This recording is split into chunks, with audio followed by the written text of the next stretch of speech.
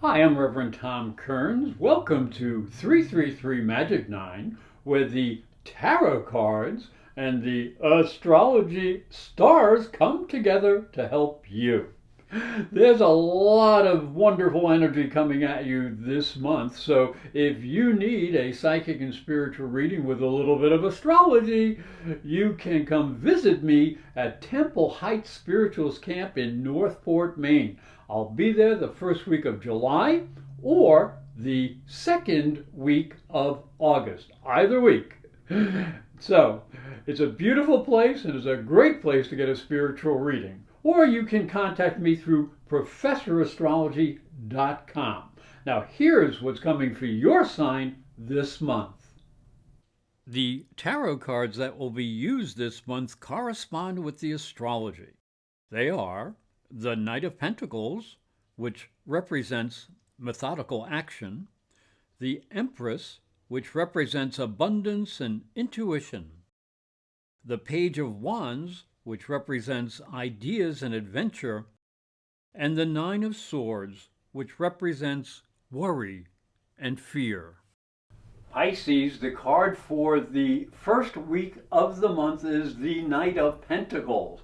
Now, this is a practical energy that suggests you need to be careful and methodical in business or with money issues. So take stock, take inventory, and remember to use your common sense. Now, as we look down into the astrology for the first week of the month begins with Mars in Leo in your sixth house, and this is the house of routine, and he is in opposition to Saturn in Aquarius and your 12th house of limitations. So this is a challenging energy, and he warns you to control your fears and your need to be aggressive, especially at work.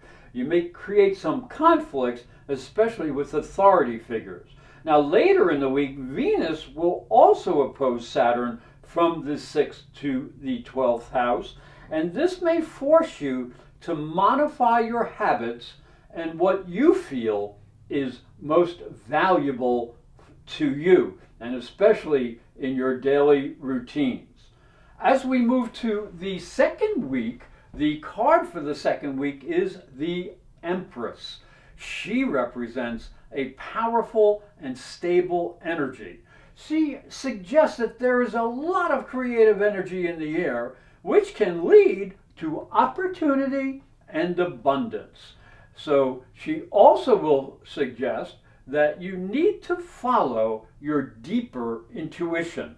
And as we look down into the astrology for the second week, it begins with a beautiful conjunction of Mars and Venus, the lovers, in the sixth house of routine. They come together. So this is a much nicer energy than last week. It will allow you to be more productive and creative in your daily routines.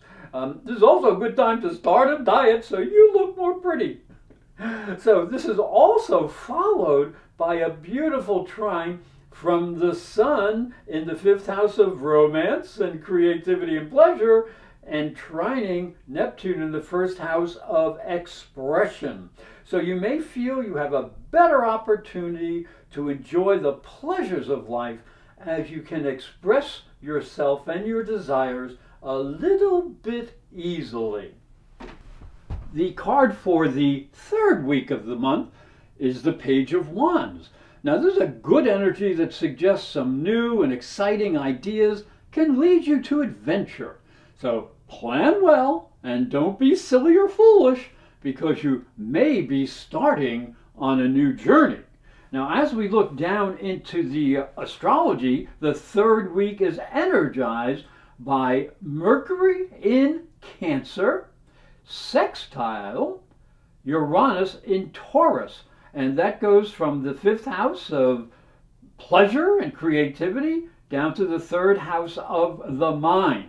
So there's another good combination of energy, and it allows you to express creative and romantic ideas that will connect you nicely to other people. But do be a little careful because there is a Venus and Jupiter opposition from your 7th house of partners and the public to your 1st house of expression. Now, this will caution you against being too excessive in partnerships. So you need to be a little careful to balance off what your needs are with the needs of others, and watch your P's and Q's in public. As we move to the final week, the card we see here is the 9 of Swords. And look at these swords. Oh my God. All of these difficult energies just hanging up in the air. So there may be opportunities around, but it's going to be very hard to see them unless you clarify your mind. Fear can hurt your efforts to get ahead. You must ask yourself, are your fears real or are they imaginary? Do not get lost in your fear. And as we move down here to the astrology for the 4th week, Mercury is in the 5th house, and he is in opposition to Pluto in the 11th house. So again, this is the house of personal creativity, and this is the house of group associations. So you have to understand with Mercury and Pluto that words do have a deep meaning that can be hurtful to people. So you must be careful with what you say, and especially when you're in social situations, and try not to be too willful. We also will have an opposition of Jupiter as he enters into Aquarius and the 12th house and opposes Mars in Leo in the 6th house. So you're going to have to be aware that some hidden limitations or fears may be affecting your work routine. So make sure you are clear about that. You must be responsible, you must be productive, and you must follow the rules. Hi, I'm Reverend Tom Kearns, and this is my story. If you are a spiritual seeker, it may help you on your journey. I believe your spiritual development is as important as your religion. If you look at Christianity, it focuses on the life of Jesus. But Jesus was never a Christian. He was Jewish. If this thought intrigues you, you'll enjoy my new book, Light from Water, Freeing Jesus. It's available on Amazon.com and through fine bookstores. And it may help you on your spiritual journey. I'd like to thank you for watching and thank you for listening.